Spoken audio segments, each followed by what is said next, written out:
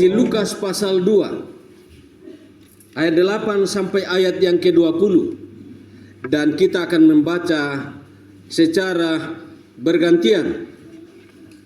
Saya membaca ayat 8 atau ayat genap, Bapak Ibu membaca ayat ganjil atau ayat 9 dan seterusnya, kita bergantian. Saya memulainya. Demikian firman Tuhan. Di daerah itu ada gembala-gembala yang tinggal di padang, menjaga kawanan ternak mereka pada waktu malam.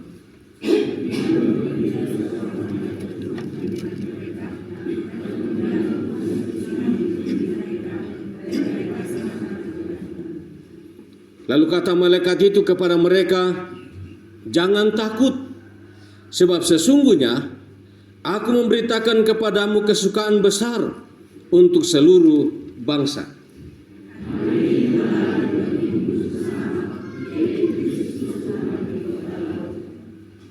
Dan inilah tandanya bagimu.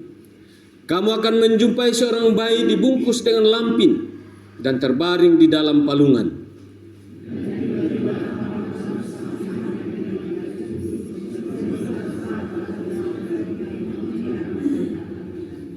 Kemuliaan bagi Allah di tempat yang maha tinggi, dan damai sejahtera di bumi di antara manusia yang berkenan kepadanya.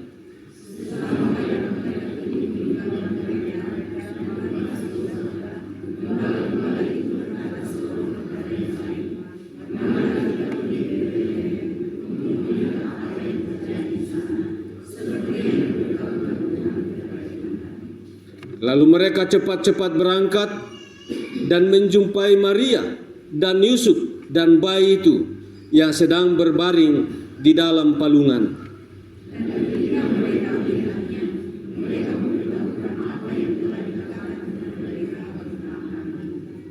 Dan semua orang yang mendengarnya heran tentang apa yang dikatakan gembala-gembala itu kepada mereka.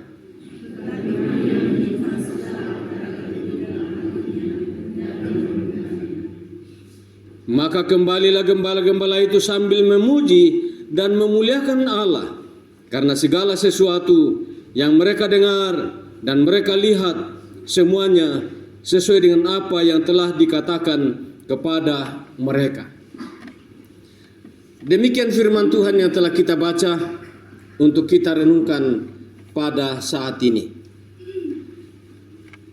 Dari bagian firman Tuhan yang telah kita baca dan dari tema induk PGI dan KWI, kita akan merenungkan firman Tuhan ini dalam subtema komitmen dasar para gembala merespon berita Natal. Komitmen dasar para gembala merespon berita Natal.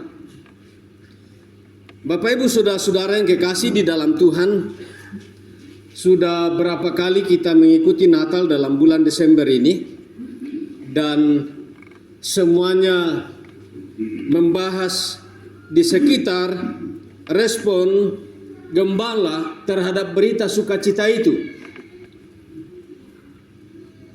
Nah, sebelum kita lanjut merenungkan tentang komitmen dasar para gembala merespon berita Natal itu, kita melihat dulu latar belakang atau status para gembala ini. Kalau Bapak Ibu menyimak selama beberapa kali Natal ini, selamanya melihat pada sisi yang sedikit konotasinya negatif tentang para gembala, walaupun sedikit menyentil ke yang positifnya. Di Bolu saya menyimak apa yang disampaikan oleh pengkhotbah kita di sana, menyinggung tentang sisi positifnya. Ada satu spesifikasi keistimewaan yang dimiliki oleh gembala-gembala ini. Walaupun di kalangan ortodoks atau zaman kuno tentang budaya orang Israel, para gembala ini memang orang pinggiran, tidak pernah diperhitungkan. apalagi dalam soal-soal yang namanya kegiatan-kegiatan atau perayaan-perayaan akbar, baik dari segi strata sosial, dari segi budaya, dari segi intelektual, dari segi ekonomi, apalagi kasihan dari segi politik. Sama sekali dipandang mata sebelah. Tetapi ada satu keistimewaan yang dimiliki, yaitu gembala-gembala ini adalah gembala yang tidak sembarang. Walaupun sebagian pengkhotbah mengatakan itu adalah orang yang terpinggirkan, tetapi gembala-gembala ini bukan orang sembarangan. Orang pilihan dalam memelihara domba atau sejenisnya, itu yang memang dikhususkan untuk korban. Dalam konteks kita di Toraja Utara, ketika saudara-saudara kita di sebelah mau merayakan hari kurban, ada orang yang khusus menjual atau memelihara hewan atau binatang untuk dikurbankan. Dan tentu itu adalah binatang-binatang pilihan, tidak sembarang, yang jagonya. Kalau disuruh aku, saya pernah berbincang-bincang dengan teman saya, namanya Jufri, orang sebelah juga, dan dia katakan, itu kurban Pak tidak sembarang, ayam saja tidak bisa kalau betina, harus jantan, apalagi hewan-hewan yang lain. Sehingga keistimewaan itu dimiliki oleh gembala ini yang menjadi dasar mereka melaksanakan tugas itu. Yang kedua, keistimewaan pada waktu itu, tapi kita tidak akan jauh membicarakan tentang keistimewaan itu. Yang kedua adalah prioritas Allah menyampaikan berita Natal kepada gembala. Sehingga dalam dua keistimewaan itu mereka sadar, oh, kenapa kita yang dipilih oleh Allah menerima berita Natal yang pertama. Sehingga dalam perenungan mereka, setelah mendengarkan berita dari malaikat itu, mereka mengambil komitmen merespon tentang berita itu.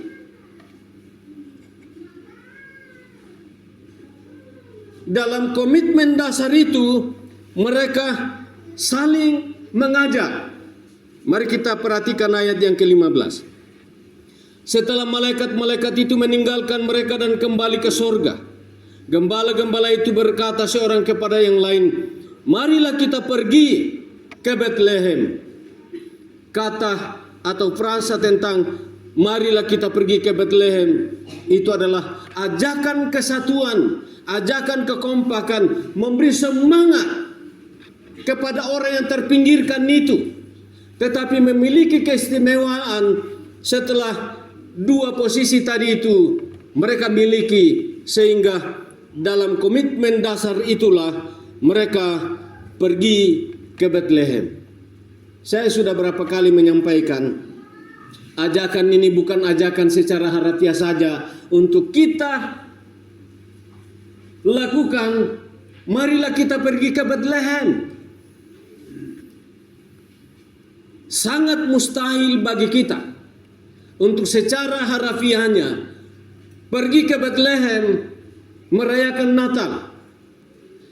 Tapi saya tekankan, makna dari tema ini mengajak kita ke Bethlehem di mana kita ada.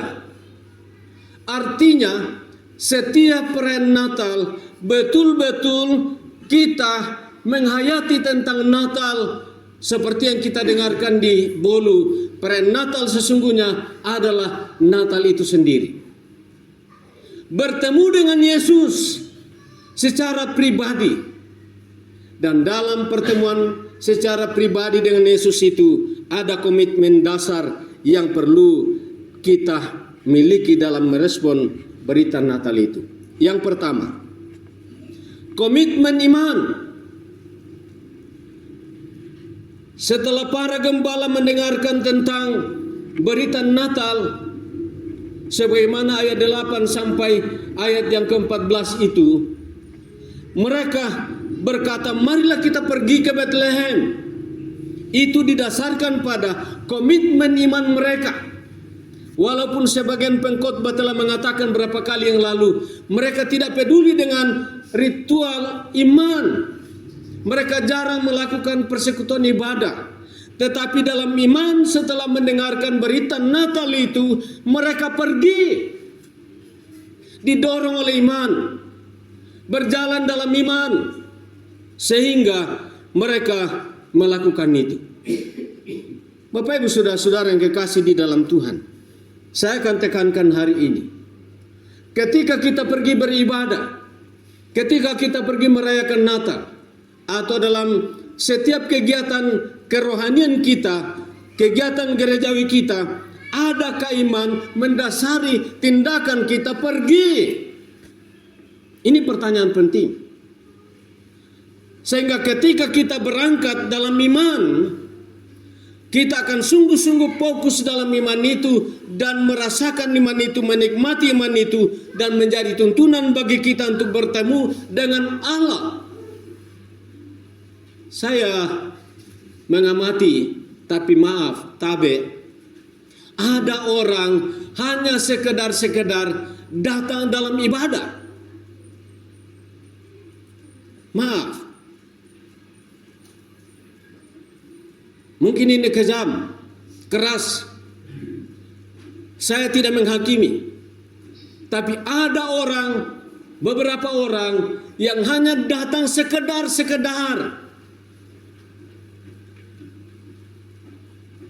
Para gembala, mereka berangkat dalam konteks iman mereka. Sekali lagi, walaupun mereka orang terpinggirkan dan mereka tidak peduli tentang kegiatan rohani, tetapi ketika mendengar berita itu, mereka berangkat dalam komitmen iman kepada Allah yang menyampaikan berita itu kepada mereka, dan itu merupakan dorongan yang kuat untuk mereka berangkat dalam iman. Yang kedua, apalagi yang merupakan komitmen dasar para gembala untuk merespon berita Natal itu? Yang kedua adalah komitmen berkorban. Mereka adalah orang biasa, tapi memiliki keistimewaan dua tadi itu, sehingga mereka rela berkorban. Kalau kita memperhatikan dalam peta, Bethlehem itu di bawah bagian selatan Yerusalem, dan itu jarak sekitar 10 km. Kira-kira sampai di mana itu kalau dari Rantepao ke Makale ya? Rantelemo? Ya, sekitar itu ya. Atau kurang lebih lah begitu. Mereka pergi berkorban masalah waktu, berkorban masalah tenaga. Apalagi yang mereka korbankan itu adalah meninggalkan ternak mereka, gembalaan mereka.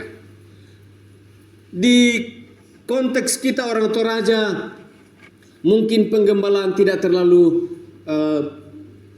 seperti di Bethlehem, karena di sana banyak mangsa yang akan musuh akan memangsa para ternak gembala itu. Mereka tinggalkan. Mereka bisa berkorban karena mereka menyadari bagaimana Tuhan telah memberkati mereka, memelihara mereka dalam keterbatasan mereka yang tidak diperhitungkan oleh orang lain. Tapi justru mereka sadar kita ini harus pergi. Karena itu marilah kita pergi ke Bethlehem, melihat apa yang terjadi di sana. Mengajak untuk saling mendukung dalam pengorbanan dalam merayakan Natal. Tapi maaf, tabeleh, kenapa justru kita pada saat mau Natal ditarget, walaupun itu memang berat, kami menyadari itu, panitia menyadari, mungkin kita tidak mampu. Tapi saya mau ajak kita begini, mari kita hitung dari 1 Januari sampai sekarang, apa yang Tuhan anugerahkan bagi kita? Kesehatan, kehidupan, terutama oksigen yang begitu gratis. Ada beberapa petugas medis di sini, Pak Obed, Mama Chelsea, Ibu Elmi, dan siapa lagi ya yang bertugas di bagian kesehatan. Berapa oksigen 1 liter, Pak?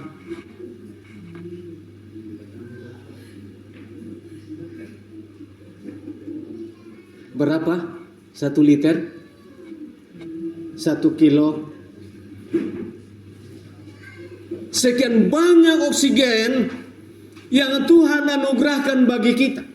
Baru oksigen yang bebas kita hirup. Tenaga yang Tuhan beri. Ya, walaupun susito kupokada nina nagurik kilembamo kan paniki toda. Pako Tuhan masih memberi semangat sukacita untuk kami bisa hidup. Termasuk yang sudah lanjut usia, Bapak Joas, Mama Moses, Nenek Pebi, Nenek Vino, dan beberapa yang lain. Apalagi yang sudah tidak mampu datang. Bukankah itu sesuatu yang luar biasa yang akan mendorong kita untuk bersyukur kepada Tuhan dan berkorban? Kalau saya hitung-hitung ya, 150, 350, 500 1 tahun terlalu kecil untuk kita korbankan. Kenapa 500, 350, 150 terlalu berat bagi kita sebagian orang, sedangkan yang lain mengorbankan seekor babi? Tahun lalu, fakta. Mengapa bisa korban? Sedangkan kita 150, 350, 500 masih terlalu berat untuk kita korbankan bagi Tuhan. Mahal. Inikah rasa syukur kita tidak mau berkorban bagi Tuhan? Inikah terima kasih kita kepada Tuhan selama 1 tahun? Saya tidak memaksa kita. Kami sudah menyampaikan berapa waktu yang lalu. Silakan menurut iman, kerelaan, dan berkat Tuhan yang ada pada kita. Tapi berilah dengan sukacita. Jangan dengan sungut-sungut. Jangan dengan marah-marah. Karena apapun yang kita korbankan, biar 1 ekor babi, kalau kita ikuti dengan kata-kata sungut-sungutan, marah-marah, tidak ada artinya. Karena itu mari kita bersyukur kepada Tuhan dan berkorban. Apa yang bisa kita lakukan, apa yang kita bisa buat untuk Tuhan, karena keselamatan yang Tuhan anugerahkan bagi kita dan berkat-berkat Tuhan sampai hari ini. Tolong akumulasi berkat Tuhan yang kita terima dari Tuhan. Berkat uang saja. Akumulasi selama 1 tahun. Berapa itu? Lalu ketika Tuhan meminta kepada kita seberapa yang kita bisa buat, lalu kita tidak mau, lalu kita enggan, bagaimana? Yang ketiga,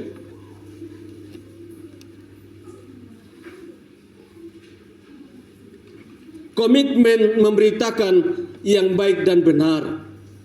Ayat 17 dalam pembacaan kita tadi.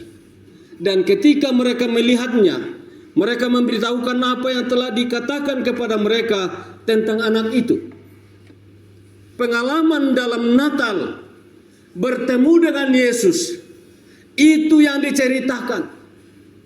Tapi banyak orang, maaf ya, saya katakan tadi malam dalam perayaan Natal PKW klasis, kita berharap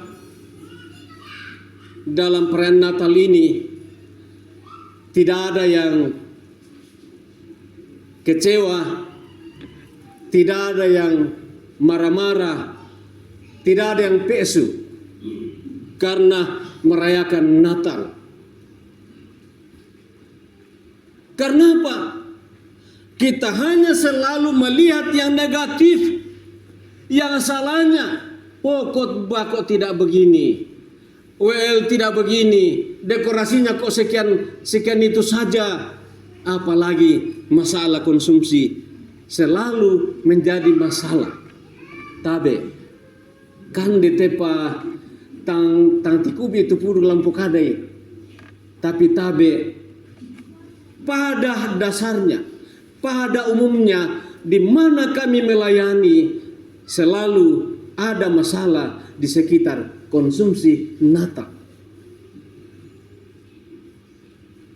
Karena selalu yang kita lihat adalah yang negatifnya, yang salahnya, yang tidak benarnya, yang kelemahannya, yang kekurangannya. Tapi siapa yang membuat kekurangan itu? Siapa yang membuat masalah itu? Kita sendiri. Tabe leh. Ini tegas. Dan saya tidak mau terjadi lagi di tahun ini di perayaan Natal kita. Maaf. Yang nakan debari sang buku. Nehorli persoalkan. Yang tamurai masanang kande. Tali duku. Tali manu. Ya rekana duku tedong. Ta panggang-panggangi. Ta goreng-gorengi. Nama rasa di kande. Ta nakasenge iki 5 tahun, 5 tahun ke depan. Maaf. Natal membawa sukacita. Natal membawa pengharapan. Tapi ketika kita setelah merayakan Natal, naden si salah-salah, naden si sengkian, bagai nama Natal kita. Selalu memberitakan dan menceritakan yang benar, yang baik. Sehingga ketika kita pulang, kita tidak akan kecewa. Kita tidak akan marah-marah. Mungkin tak mau naden mama sangat bongi. Tangga-tangga sahabat tak tampak sangat buku. Oh iya. Atau mungkin tak mau tak sama gereja. Karena masalah sangat buku. Beberapa yang lalu menceritakan kepada saya. Bukan hanya di sini. Di tempat lain. Ada yang tidak datang gereja 6 bulan. Karena masalah sangat buku di perayaan Natal. Tabe, ini terlalu keras. Tetapi saya tidak mau melihat itu. Karena itu mari kita menjaga diri. Mewaspadai diri kita. Agar kita benar-benar apa yang kita dengar dari Allah. Seperti gembala. Dari ayat 8 sampai ayat 14 itu. Mereka ceritakan kepada Maria. Weh, sama ibongi. Nampakkan ni berita. Jomai malaikat kumua. Dan juru selamat ladadi di Bethlehem di kotanya Daud, dan itu sebabnya kami datang dan melihat betul apa yang diberitakan oleh malaikat kepada kami. Itu yang terpenting kita ceritakan ketika kita kembali ke rumah. Weh, puji Tuhan, masan naliun ate mabungi Sulaiman Natal muita aku ampa buku. Tapi betul-betul saya menikmati hadirat Tuhan, bertemu dengan Yesus melalui pengalaman hidup, khotbah, puji-pujiannya disampaikan, sehingga kita benar-benar melihat yang positifnya dalam hidup kita yang akan membawa kita pada komitmen iman dan komitmen berkorban bagi Tuhan dalam hidup kita. Yang terakhir, saya cepat-cepat karena kita mau rapat nanti dan banyak kegiatan. Yang terakhir, dalam ayat yang ke-20. Mari kita perhatikan ayat itu. Maka kembalilah gembala-gembala itu sambil memuji dan memuliakan Allah. Karena segala sesuatu yang mereka dengar dan mereka lihat. Semuanya sesuai dengan apa yang telah dikatakan kepada mereka. Oh puji Tuhan. Kalau setelah kita Natal, lalu seperti yang saya katakan tadi, kita kembali dengan penuh sukacita. Kita kembali dengan rasa syukur. Dan terima kasih kita kepada Tuhan. Terima kasih. Walaupun tak apa-apa buku. Tapi benar-benar saya memuji Tuhan. Memuliakan Tuhan. Melalui perayaan Natal. Gereja Kibaya Jemaat Rantepao. Tanggal 21 ini. Amin. Dimanapun kita bernatal. Sukacita Natal. Harus membawa kita semangat Natal, memuji Tuhan dan memuliakan Tuhan, dan kita katakan segala kemuliaan bagi Allah di tempat yang maha tinggi, karena Tuhan berkenan kepada saya dan memberikan damai sejahtera. Damai sejahtera itu adalah damai di hati, damai dengan orang lain, damai dengan Tuhan, sehingga benar-benar hanya kemuliaan bagi Tuhan kita Yesus Kristus. Amin.